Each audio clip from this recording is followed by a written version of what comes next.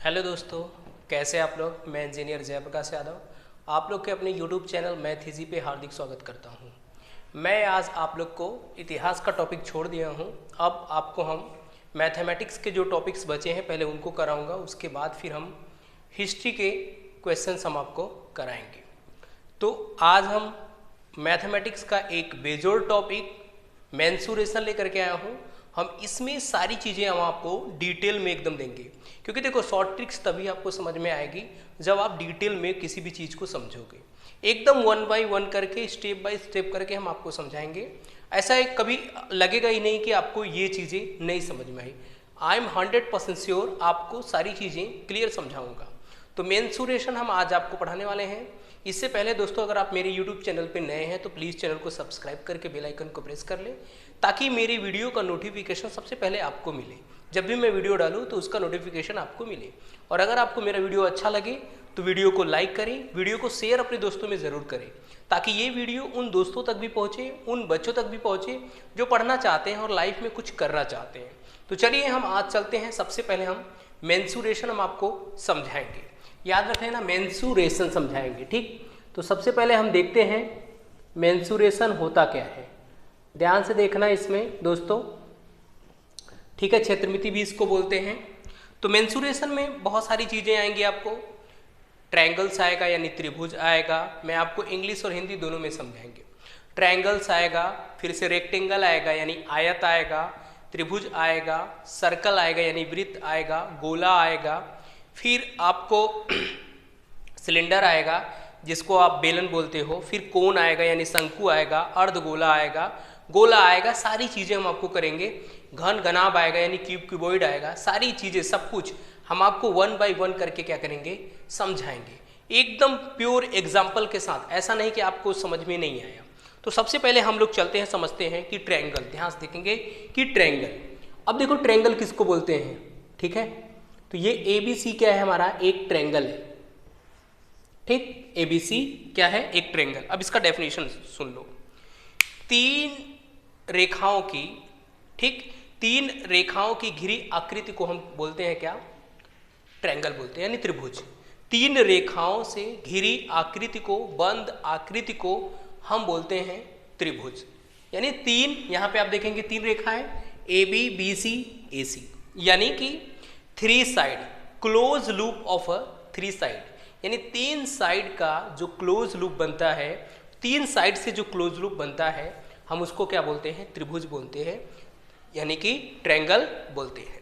अब ध्यान से देखेंगे। सबसे पहला हमने त्रिभुज आपको पढ़ा दिया, यानी इसको हम क्या बोलते हैं, ट्रायंगल्स बोलते हैं, ठीक। ट्रायंगल, ठीक, त्रिभुज। चलिए, तो त्रिभुज आप समझ गए। अब हम इसके कुछ फॉर्मूले पढ़ाते हैं और त्रिभुज के टाइप्स भी पढ़ा देते हैं, ठीक। तो सबसे पहले याद रख लेना, इस त्रिभुज, किसी भी त्रिभुज का, कोई भी त्रिभुज हो, उसका अगर एरिया की जब भी बात होगी आपसे कि क्या क्षेत्रफल ऑफ ट्रायंगल, यानी कि क्षेत्रफल त्रिभुज का अगर आपसे पूछे तो 1/2, ठीक, बेस इंटू हाइट, ठीक।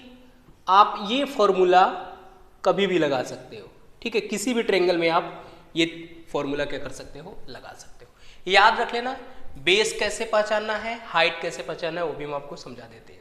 कि अगर तुम बेस BC लेते हो, ठीक है, क्योंकि इसमें तीन साइड है तो तीन बेस होगा, ठीक। बेस हो सकता है आप कैसे भी करके, जैसे BC बेस लिया आपने, अगर इसको बेस लिया तो A वर्टेक्स से इस पे परपेंडिकुलर जो लाइन आएगी उसको हम बोलेंगे क्या, इसकी हाइट, ठीक। अगर तुमने, यानी कि ये AD हो जाएगा। अगर तुमने बेस AC लिया, ठीक, AC, ध्यान से समझना मैं जो समझा रहा हूं। अगर तुमने बेस AC लिया तो B वर्टेक्स से उस पे जो परपेंडिकुलर साइड होगी, ठीक। यानी कि हाइट उसके जिस बेस पे ले रहे हो उसी से हाइट हम लोग क्या करते हैं, निकालते हैं। अगर तुमने बेस AB लिया तो वर्टेक्स C से क्या बोलेंगे, परपेंडिकुलर डिस्टेंस, यानी AD। अगर EF की बात करें तो इसमें याद रख लेना, अगर साइड BC लोगे तो हाइट हो जाएगी AD, यहाँ पे लिख देना चाहिए परपेंडिकुलर हाइट, ठीक है, यानी 90 डिग्री वाली हाइट। समझ में आ रहा है। ये तो किसी भी त्रिभुज में आप ये फॉर्मूला लगा सकते हो। ये कब लगाओगे आपको पता हो गया कि जब एक बेस दिया हो और उसकी हाइट दी हो तो आप लगा सकते हो, वो चाहे कुछ भी कोई सा भी ट्रायंगल हो। अब ध्यान से देखना, यही से हम आपको समझाते हैं कि ट्रायंगल दो टाइप्स के होते हैं, ठीक है। ठीक, ट्रायंगल को दो प्रकार से डिवाइड किया गया है, ठीक।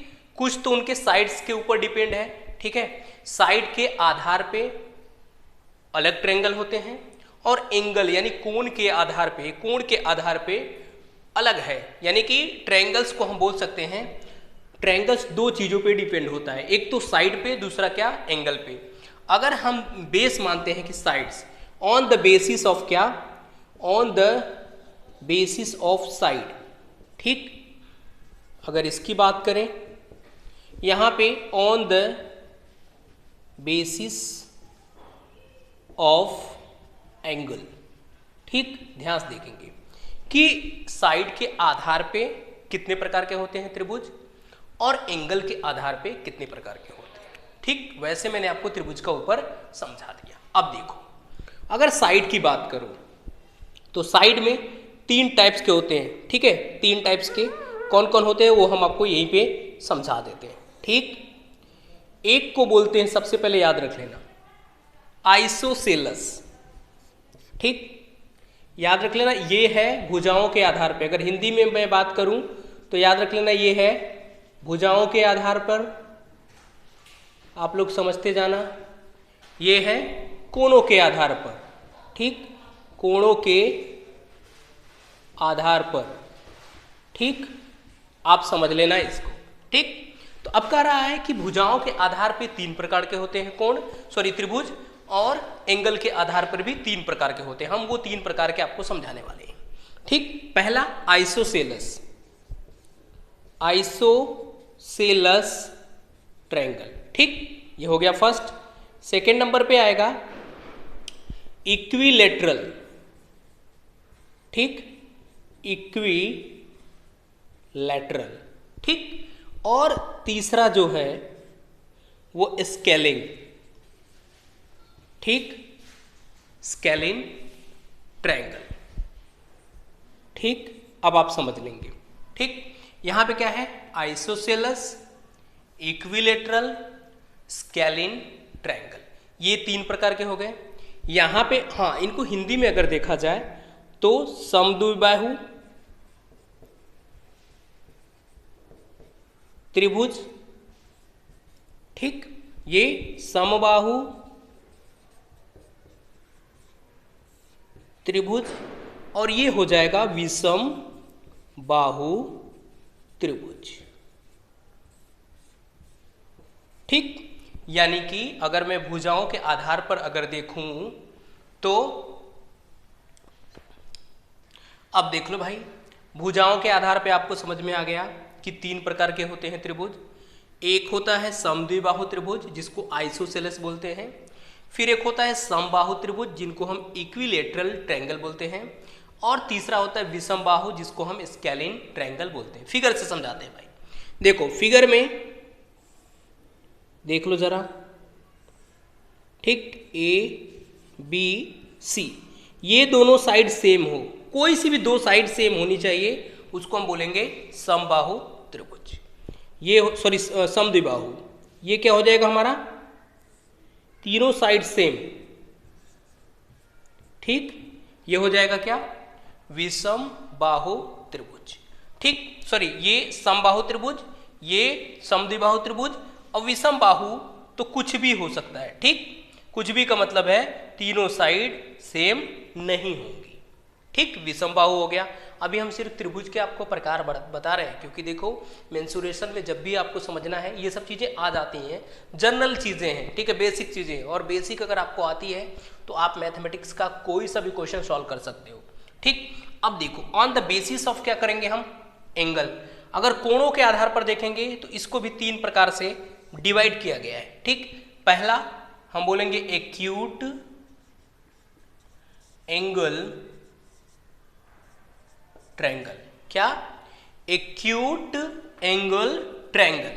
चलो भाई, इसको हम बोलेंगे क्या, एक्यूट एंगल ट्रायंगल, दूसरा ऑब्टूस एंगल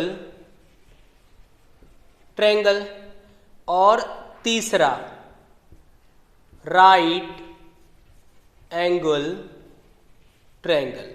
ठीक, तीन प्रकार के हुए। एक होगा एक्यूट एंगल ट्रायंगल।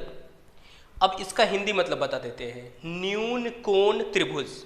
ठीक, न्यून कोण त्रिभुज का मतलब है एक ऐसा त्रिभुज जिसके अंदर तीनों कोण जो है वो 90 से कम होना चाहिए।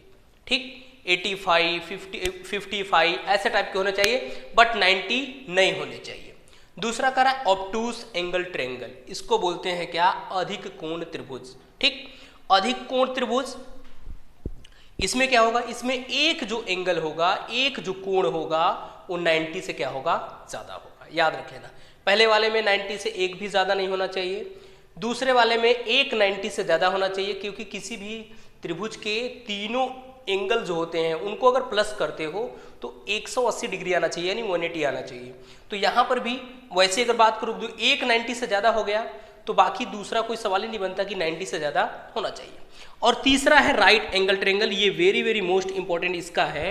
इसका मतलब ये है कि इसमें जो है एक एंगल जो है वो कितने का होगा, 90 डिग्री का होगा। किसमें, इसमें एक एंगल 90 का होगा, बाकी दो एंगल जो होंगे वो 90 से क्या होंगे, कम के होंगे।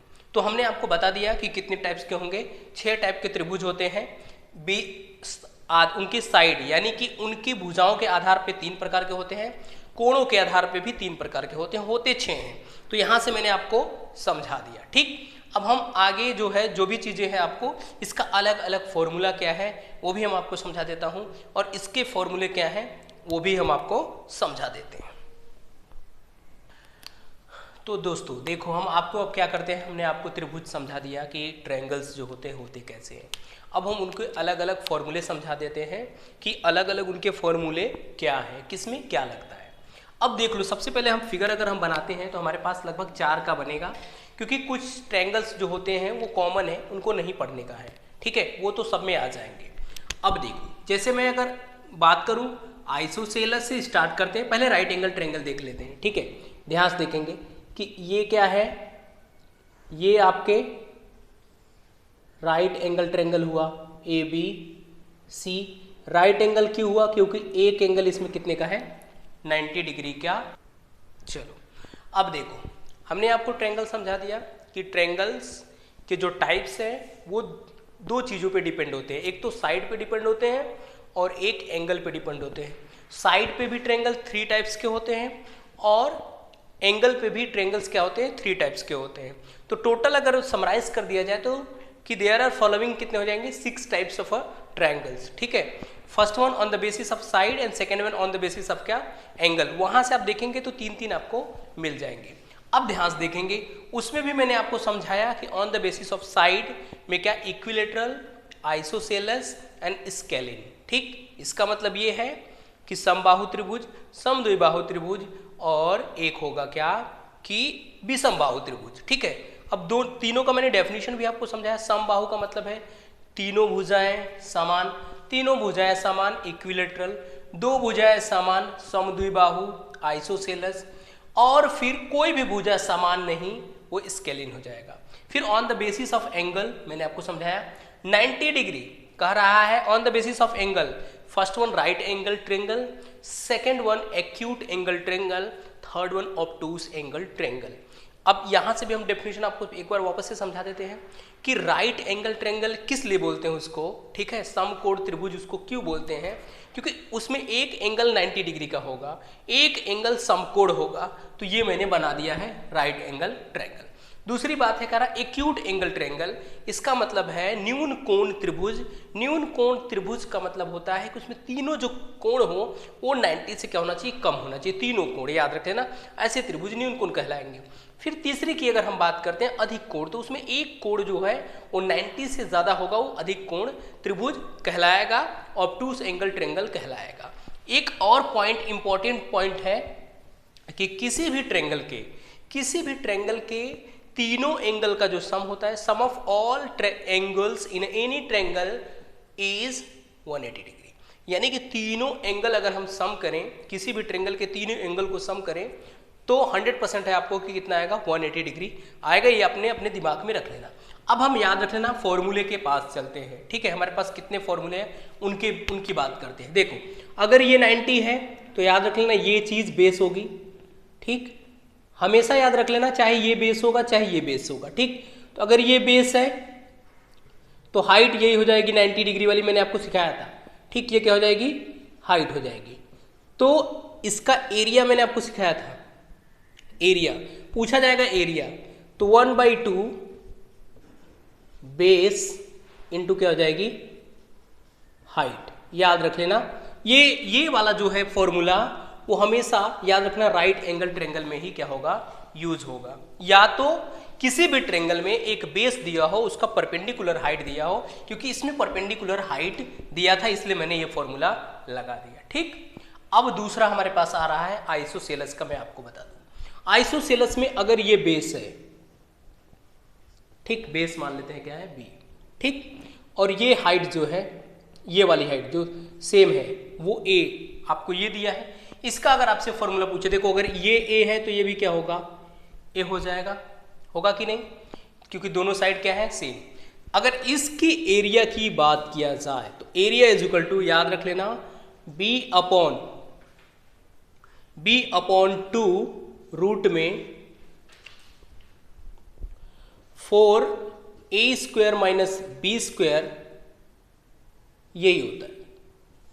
ठीक, ये चीज याद रख लेना। ठीक है, क्या करना है कि अगर आपको किसी भी आइसोसेलेस, क्योंकि देखो आइसोसेलेस का एरिया जल्दी आपसे पूछा नहीं जाता है, अगर पूछ दिया तो आपको ऐसे ही करना है। ठीक, इसमें भी बहुत सारी चीजें आपको समझाएंगे। इसका एरिया हो गया। अब इक्विलेटरल ट्रायंगल वाले का एरिया हम देखते हैं। ठीक है, इसका अगर एरिया की बात किया जाए तो याद रख लेना √3/4 इंटू a²। मैं आपको यहाँ पे जरूर समझाऊंगा कि ये चीज कहाँ से आया, √3/4 a², ये कहाँ से आया। ठीक है, ये भी आप समझ सकते हो कि बेस इंटू हाइट, ये इसका एरिया कैसे आ रहा है। ठीक है, अब लास्ट वाला जो है, लास्ट ये, इसमें भी एक फॉर्मूला होता है। इसका एरिया की अगर हम बात करें तो रूट में s minus a, s minus b और s माइनस क्या होता है, c। मैं आपको एक एक एग्जाम्पल भी समझाऊंगी। वेयर, जहां पे s क्या है, where s is called semi perimeter of a triangle. क्या, सेमी पेरीमीटर। सेमी पेरीमीटर का मतलब यही होता है कि तीनों साइड का जो है उसको सम करो, उसको आधा कर दो।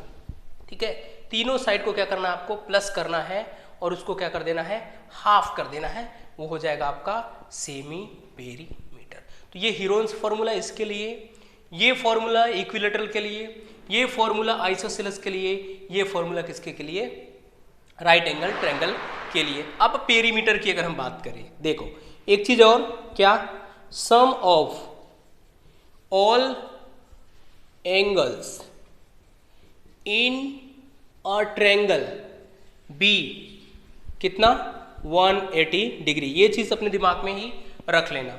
अब अगर हम पेरीमीटर की बात करो, देखो इसमें एक चीज और आएगा। ठीक, इसमें एक फॉर्मूला और लगता है। क्या फॉर्मूला लगता है, पाइथागोरस थ्योरम अप्लाई होता है। पाइथागोरस का मतलब है ये बेस है, ये हाइट है, तो ये क्या हो जाएगा, हाइपोटेनस होगा।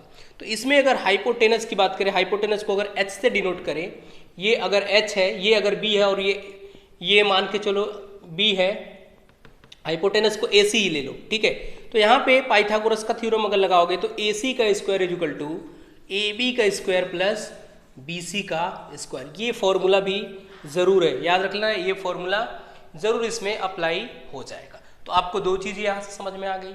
अब हम बात करते हैं पेरीमीटर का। तो देख लो, किसी भी ट्रायंगल का जो पेरीमीटर होता है, किसी भी ट्रायंगल का perimeter sum of all sides होता है। आपको क्या करना है, कोई भी अगर आपको जिसका भी किसी भी फिगर का अगर आपको पेरीमीटर पूछता है, यानी परिमाप पूछता है, ठीक है, किसी भी चीज का परिमाप पूछता है, तो जो जो साइड आपको दिख रहा है उसको प्लस कर दो, वही क्या हो जाएगा, परिमाप हो जाएगा। ठीक, तो अगर आपको इसमें परिमाप पूछे, पेरीमीटर पूछे, तो आप यहाँ पे क्या करोगे, AB plus BC plus AC, ये हो जाएगा इसका पेरीमीटर। ठीक, अब दूसरे लोग फॉर्मूला से समझाते हैं, कोई फॉर्मूला नहीं, आप खुद समझते रहो कि वो चीज़ हो कैसे रही है। ठीक है, ध्यान से देखेंगे, ये भी हम आपको सिखा देंगे अभी कि ये कैसे आ रहा है, ये भी कैसे आ रहा है, लेकिन थोड़ा सा वीडियो बढ़ जाएगा, ठीक है, ज़्यादा बड़ा हो जाएगा, बट हम सोच रहे हैं यही समझा देते हैं आपको। दूसरा चीज़ अब देखो, इसका अगर पेरीमीटर की बात करूँ, ठीक, तो अगर इसके पेरीमीटर की तुम बात करते हो तो क्या हो जाएगा, a प्लस बी, यानी 2a प्लस बी पेरीमीटर हो जाएगा। एरिया तो मैंने आपको समझा दिया तीनों का। ठीक, अब तीसरी की बात करो, तीनों साइड क्या है, सेम है, मान लो ए तीनों है, इसका अगर पेरीमीटर लिखोगे तो क्या लिखोगे, 3a।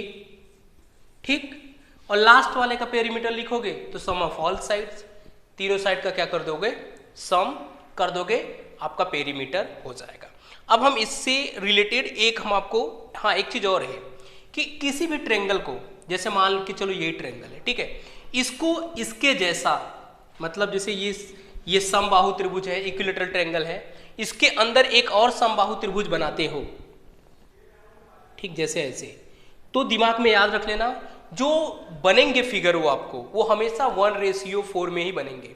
जैसे 1:4, फिर 4:16, मतलब वो 4 टाइम्स बढ़ते जाएगा। देखो एक ट्रायंगल था, अब कितने हो गए, 1 2 3 4।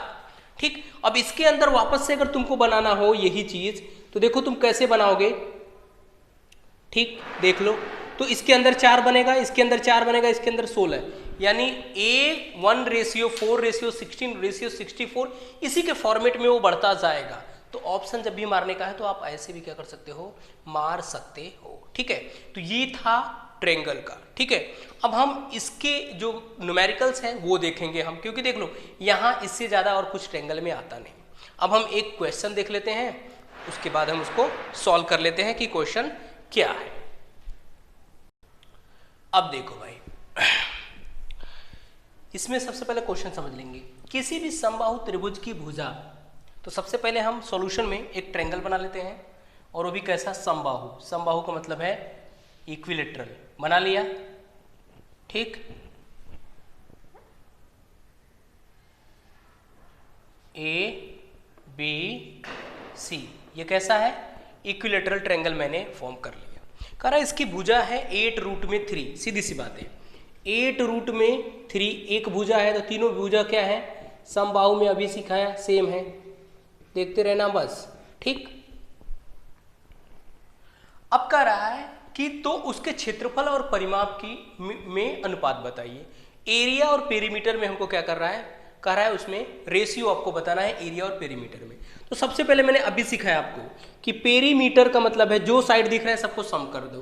तो पेरीमीटर क्या हो जाएगा, 8√3 प्लस 8√3 प्लस 8√3, यानी 24 में क्या हो जाएगा, 3 हो जाएगा। ठीक, समझे। कुछ दोस्त अलग ही से कर देंगे, इसको अलग से नहीं करना है। जब भी एडिशन आता है याद रख लेना, बाहर वाले सारे ऐड होते हैं, अंदर वाला वही रहता है। 8 8 16 और 8 24√3। अब एरिया की बात किया है, एरिया हम देख लेते हैं। तो एरिया कह रहा है क्या होगा, एरिया भी मैंने बताया इसका रूट में 3/4 इंटू क्या, साइड का स्क्वायर, यानी ए का स्क्वायर। तो अगर हम यहाँ पे साइड का स्क्वायर लिख दें तो क्या होगा, देखो √3/4, साइड कितना है भाई, 8√3, इसका स्क्वायर का मतलब है इसको 2 बार मल्टीप्लाई करोगे। स्क्वायर का मतलब यही होता है, जितनी स्क्वायर का मतलब ऊपर जितना रहेगा उतनी बार मल्टीप्लाई, 3 बार 3 बार, 4 बार 4 बार, 2 बार है तो 2 बार। तो 4 से करेंगे 4 2 ज़ा 8, अब 2 का मल्टीप्लाई इसमें कर देंगे, 2 8 ज़ा 16। ठीक, 2 8 ज़ा कितना हो जाएगा, 16। ठीक, और यहाँ पे 2 8 ज़ा 16, तो यहाँ पे √3 इंटू 2 8 ज़ा 16 इंटू √3 इंटू √3, अब मल्टीप्लाई कर लो। देखो √3 एक बार, यहाँ पे 16 और यहाँ पे √3 तो हो जाएगा 3, यानी 48 रूट में क्या हो जाएगा, 3, ये क्या हो जाएगा, एरिया। अब हमको बोला है a/p निकालना है। ठीक है, a/p, तो a/p लिख दो, a की जगह पे लिख दो 48 रूट में 3, और पेरीमीटर कितना है, 24 रूट में 3, तो √3 से √3 कैंसल, 24 का डबल, यानी कितना आया 2/1, तो आंसर आपका क्या हो जाएगा 2:1। ठीक, ये आपका क्या हो गया, पहले क्वेश्चन का आंसर हो गया। ठीक, अब हम चलते हैं रेक्टेंगल की तरफ। दोस्तों अब तो त्रिभुज का काम खत्म हो गया है। मैंने आपको बताया है कि हर एक टॉपिक समझाऊंगा आपको, उसका एक क्वेश्चन लूंगा। आप याद रख लेना, इसके बाद जो भी क्वेश्चन आप उठाओ 100% आपकी सारी चीज़ें क्या हो जाएंगी, क्लियर। अब हम आपको रेक्टेंगल समझाने जा रहे हैं, यानी आयत। ठीक, तो हम रेक्टेंगल सबसे पहले हम लिख रहे हैं। ठीक, वो देख लेते हैं। यानी हमको क्या समझाना है, आपको आयत समझा करके देना है। ठीक है, हिंदी में इसको आयत बोलते हैं, इंग्लिश में क्या बोलते हैं, रेक्टेंगल। फिगर सबसे पहले आप देख लेंगे। ठीक, तो फिगर अगर आप देखेंगे तो ये आपका क्या है, ये है फिगर ऑफ रेक्टेंगल। ठीक, समझे, हम लिख सकते हैं ABCD। ठीक, अब हो गया आपका क्या, रेक्टेंगल। ठीक, ये क्या है, आयत है। अब जरा इसका परिभाषा हम लोग सुन लेते हैं। ठीक है, ध्यान से देखना, रेक्टेंगल का परिभाषा। इसमें क्या होता है, अपोजिट साइड्स और कॉन्ग्रुएंट। याद रख लेना क्या होना चाहिए, अपोजिट साइड्स और कॉन्ग्रुएंट है। ठीक है, एंड ये ऐसे है तो ये ऐसे, अपोजिट साइड्स और congruent. And all sides are intersect at 90 degree. ठीक, इसका मतलब ये है कि जो चारों साइड हैं, जहां जहां पे आपस में कट कर रही हैं, ठीक है, वहां पे 90 डिग्री का एंगल बनना चाहिए। देखो, जैसे ABBC जहां कट कर रहा है 90, फिर BCCD जहां कट कर रहा है 90, ऐसे। ठीक, तो ये हो गया क्या, rectangle. Opposite sides are congruent and all angles are 90 degree, यानी राइट एंगल ट्रायंगल। इसको बोलते हैं क्या, रेक्टेंगल। आप समझ लेना। ठीक, अब हम मान लेते हैं ये लंबी वाली जो साइड है इसको हम लेंथ बोलते हैं। ठीक, और ये वाली क्या होगी, ब्रेथ।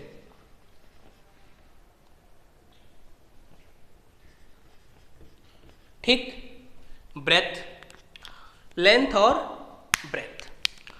अब हम क्या करते हैं, यानी कि लंबाई और चौड़ाई। अगर इसको हिंदी की बात करें तो याद रख लेना, ये हो जाएगी लंबाई और ये हो जाएगी क्या, चौड़ाई। ठीक, तो लंबाई चौड़ाई हो गई। आयत का मैंने डेफिनेशन भी आपको समझा दिया। अब हम आपको कुछ फॉर्मूला पढ़ाते हैं। सबसे पहले ध्यान से देखना, क्षेत्रफल यानी एरिया की अगर हम बात करें, एरिया ऑफ रेक्टेंगल, तो कुछ नहीं करना है, L इंटू बी, यानी लेंथ इंटू ब्रेथ। अब देखो, जब हम राइट एंगल ट्रायंगल पढ़ा रहे थे तो इसमें देखो राइट एंगल ट्रायंगल का एरिया क्या पढ़ाया था, L इंटू बी अपॉन 2 पढ़ाया था। इसको अगर आधा कट करोगे यहाँ से तो ये तो ट्रायंगल ही तो बनेगा। इसलिए जो ट्रायंगल होता है वो हाफ क्या होता है, रेक्टेंगल होता है। और कौन सा ट्रायंगल, वो राइट एंगल ट्रायंगल होना चाहिए। ठीक है, राइट एंगल ट्रायंगल अगर है तो वो रेक्टेंगल का क्या है, हाफ है, इसलिए हाफ हो जाता है। ठीक, एरिया हो गया, लेंथ इंटू क्या, ब्रेथ। ठीक, दूसरा पॉइंट, पेरीमीटर की बात करोगे, देखो अगर ये L हुआ, ये B हुआ, तो ये L होगा और ये क्या होगा, B। तो सब लोग रट्टा मरवाते हैं आपसे कि 2L प्लस B, ऐसा कुछ नहीं। देखो L plus B plus L plus B, मैंने आपको बताया किसी भी चीज का पेरीमीटर अगर आपको निकालना है, उसके चारों साइड जितने भी साइड दिख रहे हैं उनको प्लस कर दो, तो क्या हो जाएगा 2L प्लस 2B, इसमें से 2 कॉमन करोगे तो L प्लस B, यही आता है L प्लस क्या B, 2L प्लस B, इसका क्या हो गया, पेरीमीटर हो गया। एक चीज और आता है इसमें, ठीक है, एक चीज और, डायगोनल।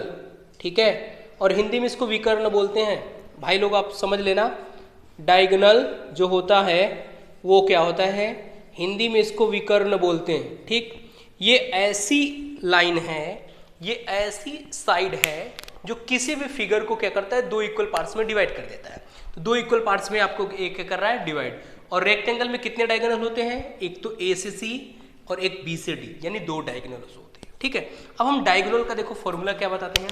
अगर तुम ये चीज हटा दो, ठीक, तो हमारे पास क्या है, BD एक डायगोनल है, तो ये तो हमको पता है L और ये तो हमको पता है P, और अगर ये पूरा चीज़ हटा दोगे, पूरा ये वाला पोर्शन हटा दोगे तो ये राइट एंगल ट्रायंगल हो जाएगा।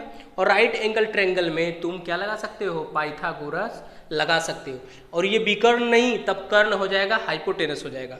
तब क्या बोलेंगे, तब यही बोलेंगे ना, अगर इसको हटा दोगे ये ट्रायंगल हो जाएगा। तो ये चीज़ अगर निकालना हो तो क्या करोगे, बी डी का स्क्वायर इज इक्वल टू क्या लिखोगे, सी डी का स्क्वायर प्लस बी सी का स्क्वायर लिखोगे।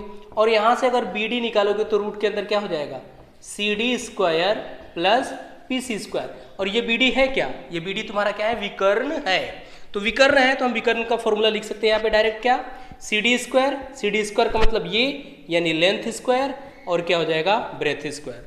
ये क्या होता है, ये ब्रेथ होता, सॉरी विकर्ण होता है किसका, रेक्टेंगल का। ठीक है, रेक्टेंगल का ये क्या हो गया, विकर्ण हो गया। यानी एरिया बताया, पेरीमीटर बताया, और क्या बताया मैंने आपको, विकर्ण बताया। और एक चीज मैंने बताया कि इसमें सी डी ए बी के इक्वल है, बी सी ए बी के क्या है, इक्वल है। बस इसमें इतना ही, हम अब इसके एक आपको न्यूमेरिकल इसका करा देते हैं। चलो दोस्तों देखो, मैंने आयत का एक एग्जाम्पल लिया है, एक उदाहरण लिया है, वो देख लो। पहले प्रश्न समझ लेते हैं। एक आयताकार भूखंड की लंबाई तथा चौड़ाई।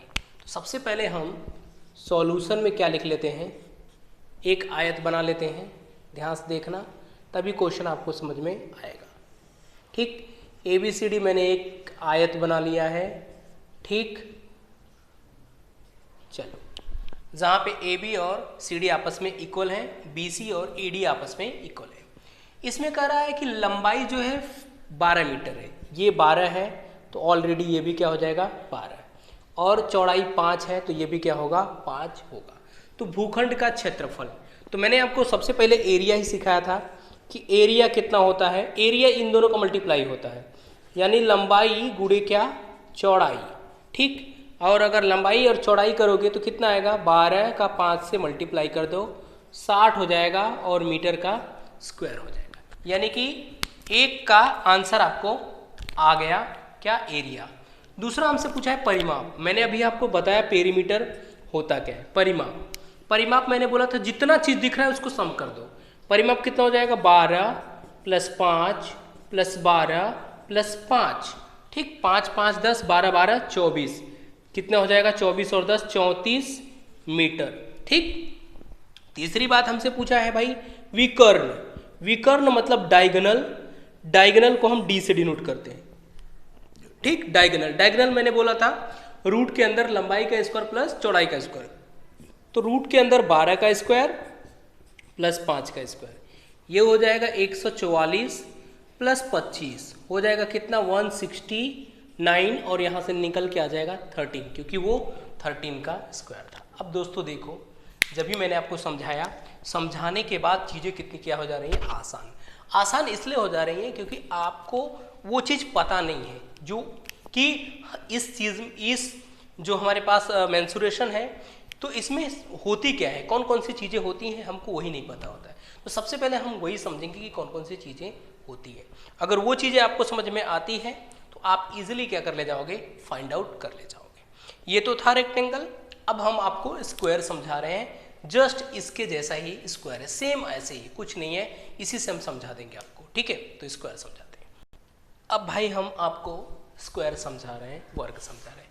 देखो, वर्ग जो होता है वो रेक्टेंगल के ही जैसा होता है, बस दोनों में फ़र्क केवल एक ही का होता है कि जो रेक्टेंगल होता है उसमें अपोजिट साइड्स आर सेम होते हैं, और स्क्वायर में क्या होता है, चारों साइड सेम होते हैं। बाकी सारे कॉन्सेप्ट सेम होते हैं। ठीक है, हम वैसे ही आपको समझाएंगे। देखो, जैसे क्या है, इसमें चारों साइड सेम है, तो हमने चारों साइड इसका क्या कर दिया, सेम कर दिया। ठीक, तो A B C D, ठीक, चारों साइड सेम का मतलब है चारों साइड क्या है, सेम। अब ध्यान देखना, इसका मतलब है all sides are equal, and जहां जहां पे ऑल साइड्स आर इक्वल, दूसरी बात है ऑल एंगल्स आर 90 डिग्री, यानी ये भी 90, ये भी 90, ये भी 90, ये भी 90। ठीक, अब ध्यान से देखना, ये एक तरह से रेक्टेंगल है। अगर आपसे कोई पूछे कि क्या सारे वर्ग जो है रेक्टेंगल हो सकते हैं, यानी आयत हो सकते हैं, कंफर्म हो सकते हैं, लेकिन सारे जो आयत है वो कभी भी रेक्टेंगल, सॉरी, स्क्वायर नहीं हो सकते हैं। आप ये चीज़ देख रहे हो। अब देखो, इसका मतलब ये है, मैंने आपको क्या बताया, इसका डेफिनेशन ये बताया, all sides are same equal and all angles are 90 degree यानी राइट एंगल। ठीक है, अब हम समझाते हैं आपको इसका एरिया। एरिया देखो, रेक्टेंगल का एरिया क्या था, लंबाई चौड़ाई, लंबाई गुने चौड़ाई। यहाँ पे लंबाई चौड़ाई तो सेम है ना, अगर मैं इसको ए मानेंगे तो इसको ए, तो दोनों को हमको लंबाई और चौड़ाई ए है तो क्या हो जाएगा ए स्क्वायर। ये बड़ी चीज़ नहीं है, ठीक है। बुक्स में बहुत सारे लोग अजीब ढंग से समझाते हैं, हर जगह पे आपको मिलेगा, बट यहाँ पे हम आपको उसी से समझा दे रहे हैं जो रेक्टेंगल है। दूसरी बात, एरिया हो गया। अगर पेरीमीटर की बात करोगे तो सबको सम कर दो, सारे के सारे ए हैं तो ए प्लस ए प्लस ए प्लस ए यानी 4 टाइम्स क्या ए, 4 ए। वहाँ पे 2l प्लस बी था तो l और b दोनों तो ए है, तो दोनों को ऐड करोगे तो 2a हो जाएगा। देखो उसमें क्या था, उसमें 2l प्लस बी था, तो हमने क्या किया 2l की जगह पे a, b की जगह पे a, तो यहाँ अंदर भी कितना आएगा 2a आएगा, मल्टीप्लाई होकर कितना हो जाएगा 4a हो जाएगा। वही चीज़ है, ठीक। पेरीमीटर हो गया। अब हम इसके बाद डायगोनल इसका निकालते हैं, ठीक। ध्यान से देखेंगे, जो डायगोनल है वो क्या होगा, मैंने बताया था रूट के अंदर ये स्क्वायर, क्योंकि डायगोनल यही होगा, रूट के अंदर इसका स्क्वायर प्लस इसका स्क्वायर कर दो, ए का स्क्वायर प्लस ए का स्क्वायर, लंबाई का स्क्वायर चौड़ाई का, यहाँ लंबाई चौड़ाई सेम है तो कितना हो जाएगा 2a स्क्वायर, ठीक। और a स्क्वायर बाहर हो जाएगा तो रूट में 2a, ठीक है, रूट में 2a। एक चीज और बेटा, जहाँ पे एरिया आया है, एरिया अगर डायगोनल दिया हो, विकर्ण दिया हो उसके बारे में, तो याद रख लेना 1/2 इंटू डी का क्या स्क्वायर, ठीक है। 1/2 डी का स्क्वायर भी एरिया होता है। आप बोलोगे ऐसा क्यों होता है, देखो एक्सप्लेन करके रख दो, क्या यही चीज आता है, आता है। 1/2 डी की जगह पे क्या है, रूट में 2 और बाहर में a है, स्क्वायर कर दो तो 1/2 रूट 2 का स्क्वायर 2, a का स्क्वायर a स्क्वायर, कट जाएगा, क्या बचेगा a स्क्वायर बचेगा। यानी ये भी क्या है, इसका ही एक रूप है। लेकिन अगर आपको अक्सर ऐसे ही पूछा रहेगा, डायगोनल दिया रहेगा, एरिया पूछेगा, तो डायगोनल का स्क्वायर करके 2 से क्या कर देना, डिवाइड कर देना, जो आएगा वही आंसर आएगा। हम इसका एक क्वेश्चन ले लेते हैं, इसके बाद आज का लेक्चर हम यहीं पे ओवर करते हैं। देखो दोस्तों, कह रहा एक वर्ग का विकर्ण आपको दे दिया, विकर्ण 3.8 सेंटीमीटर है, तो क्षेत्रफल बताइए। तो मैंने अभी बताया आपको area is equal to 1/2 D का स्क्वायर। मैंने आपको ये सिखाया था कि 1/2 करना है और डी का क्या कर देना है स्क्वायर, यानी डी मतलब विकर्ण, ठीक है, डायगोनल। तो हम लिखेंगे क्या 1/2, विकर्ण की जगह पे लिख दो भाई 3.8 का स्क्वायर, और 3.8 का स्क्वायर का मतलब है 2 बार मल्टीप्लाई उसका, इसके सर पे जितना होगा उतनी बार मल्टीप्लाई, तो 2 बार मल्टीप्लाई कर दो। इसका अगर हाफ करोगे तो कितना होगा 19 होगा, 1.9, 2 1 जा 2, 2 9 जा 18। अब इसका जरा मल्टीप्लाई आपस में कर दो, इसका मल्टीप्लाई कर दोगे तो कितना आएगा, करो यानी कि 7 4 4 4, शायद यही होगा, ठीक, 19 8 144। दोस्तों मल्टीप्लाई कर लेते हैं 1.9 इंटू 3.8, ठीक। अब मल्टीप्लाई कर लेना इसका 7.22 सेंटीमीटर दिया है तो सेंटीमीटर स्क्वायर हो जाएगा, ठीक। ये आपका क्या हो जाएगा, इसका सॉल्यूशन हो जाएगा, यानी एरिया हो जाएगा। देखें मैंने आपसे बोला था विकर्ण में ही क्या करेगा, वो क्वेश्चन देगा, आपको उलझाने के लिए देगा, आपको समझ में नहीं आएगा कि नहीं इसमें करना क्या है, आपको कुछ नहीं करने का है, आप सिर्फ समझो जो भी चीज़। देखो मैं बोलता हूँ कि किसी भी चीज़ को 1000 बार पढ़ने से बेटर है एक बार आप अच्छे से पढ़ो, एक बार अच्छे से पढ़ो, उसके बाद आपको 1000 बार करने की ज़रूरत नहीं पड़ेगी। आपके दिमाग में हो जाएगा नहीं यार हमसे क्वेश्चन क्या हो जाएगा, लग जाएगा, आपसे ज़रूर लगेगा। और आप एग्ज़ाम में भी क्या करोगे कि 100% 100% आप क्वेश्चन अटेम्प्ट करके आओगे और सही करके आओगे। बस आज के लिए इतना ही, बाकी का जो बचा है हम आपको अगले लेक्चर में बता देंगे। चलिए आज के लिए थैंक यू सो मच, धन्यवाद। जो भी अगर आपको वीडियो अच्छा लगा हो तो वीडियो को लाइक करें, वीडियो को शेयर करें, और अगर मेरे चैनल पे नए हैं तो दोस्तों चैनल को सब्सक्राइब जरूर करें।